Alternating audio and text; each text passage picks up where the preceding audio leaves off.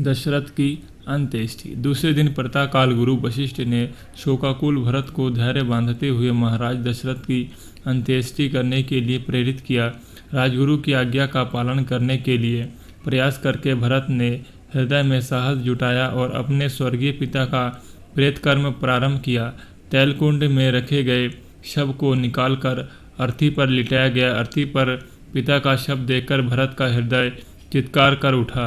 रो रो कर वे कहने लगे, हाँ पिताजी, आप मुझे छोड़कर चले गए। आपने तनिक भी विचार नहीं किया कि अनाथ होकर मैं किसके आश्रय में जीऊँगा। आप मुझसे बात नहीं कर रहे हैं क्योंकि आप मुझे दोषी समझते हैं। आप स्वर्ग सिधार गए, भैया राम वन को चले गए। अब इस अयोध्या का राज्य कौन संभालेगा। भरत को इस प्रकार विलाप करते हुए देख महर्षि वशिष्ठ ने कहा, बस अब शोक त्याग कर महाराज का प्रेत कर्म आरंभ करो।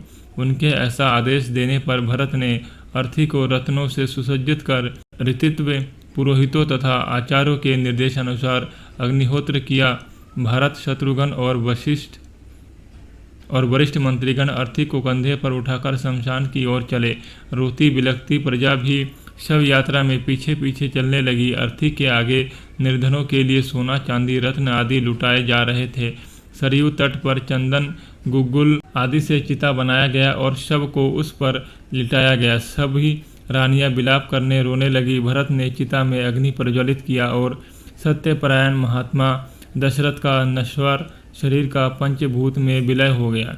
13वें दिन जब भरत अपने पिता के अंतिम संस्कार से निवृत्त हुए तो मंत्रियों ने उनसे निवेदन करते हुए कहा, हे रघुकुल भूषण, दिवंगत महाराज आपको राजा बना गए है, इसलिए अब आप न्यायपूर्वक हमारे राजा है। अतः अब आप सिंहासन रूढ़ होने की कृपा करें। इस पर भरत बोले, सदा से रघुकुल की रीति रही है कि पिता के स्थान पर ज्येष्ठ पुत्र ही राजा होता है, इसलिए इस सिंहासन पर मेरा कोई अधिकार नहीं है।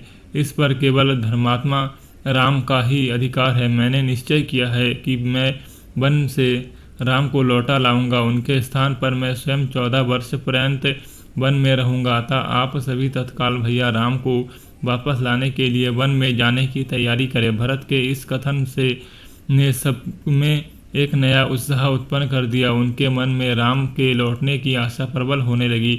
समस्त तैयारियां पूर्ण होने पर भरत, शत्रुघ्न, तीनों माताएं, मंत्रीगण, दरबारी आदि चतुरंगिणी सेना के साथ वन की ओर चले।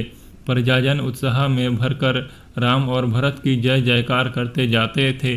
राजा गुह के नगर श्रृंगबेरपुर के निकट गंगा तट पर उन्होंने अपना पड़ाव डाला। विशाल सेना के साथ भरत के आने का समाचार निषाद राज गुह तक भी पहुंचा। उन्होंने अपने सेनापतियों को बुलाकर कहा, सेनापतियों, आप लोगों को अच्छी प्रकार से विदित है कि रामचंद्र हमारे मित्र है। हमें ज्ञात नहीं है कि भरत किस उद्देश्य से सेना लेकर आए हैं। अतः अपनी सेना को तुम लोग सतर्क करके इधर उधर छिपा दो।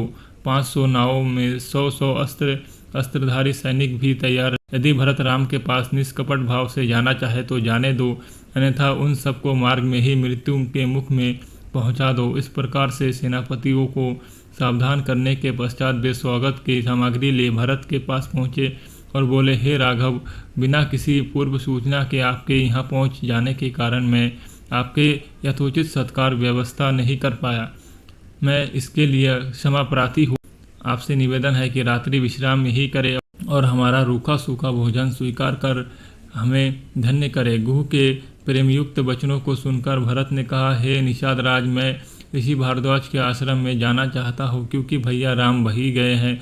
आपकी मुझ पर बड़ी कृपा होगी यदि आप मुझे कुछ पद प्रदर्शक प्रदान करें। निषादरथ बोले, प्रभु आप चिंता ना करें, मैं और मेरे सैनिक आपका पथक प्रदर्शन करेंगे, किंतु आप इतनी विशाल सेना को साथ लेकर रामचंद्र के पास क्यों जा रहे हैं।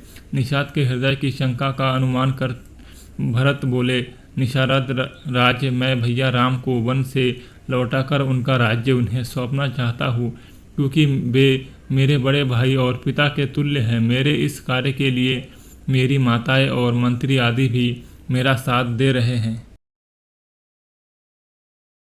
भरत के वचन सुनकर गुह को संतोष हुआ। समस्त जनों सहित भरत ने वही रात्रि विश्राम किया।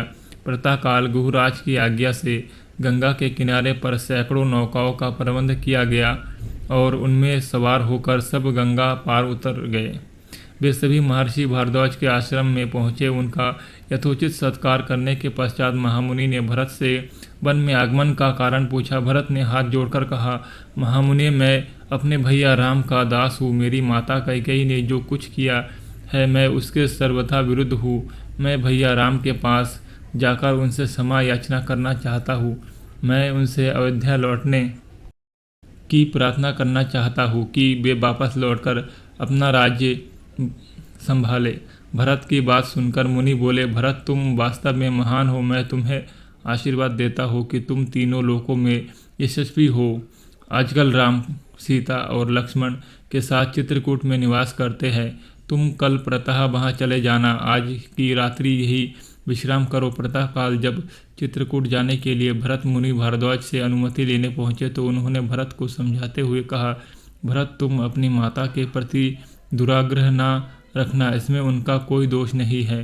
कैकेयी द्वारा किए गए कार्य में परमात्मा की प्रेरणा है ताकि वन में असुरों और राक्षसों का राम के हाथों विनाश हो सके। भरत अपनी माताओं एवं समस्त साथियों के साथ महर्षि से विदा लेकर चले और मंदाकिनी के तट पर पहुँचे। वहाँ ठहरकर भरत ने मंत्रियों से कहा, प्रतीत होता है कि भैया की कुटिया यहीं कहीं निकट ही है। सेना को साथ लेकर आगे जाने से यहाँ बसे हुए आश्रम वासियों की शांति और तपस्या में बाधा पड़ेगी, इसलिए आगे मैं सेना के साथ नहीं जाना चाहता। अतः तुम गुप्तचरों को भेजकर राम की कुटिया का पता लगवाओ।